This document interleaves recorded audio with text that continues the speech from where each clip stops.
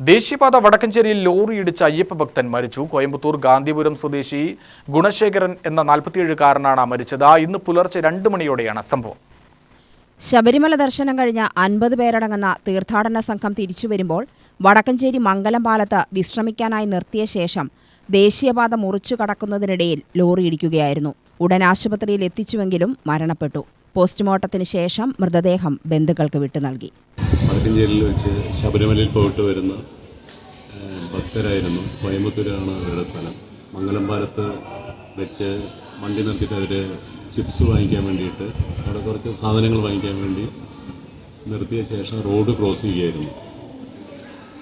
Road cross ചെയ്യുന്ന സമയത്തായിരുന്നു അതിവേഗത്തിൽ വന്നിട്ടുള്ള പച്ചക്കറി ലോറി. അവിടെ വെളിച്ചം കുറവായിരുന്നു.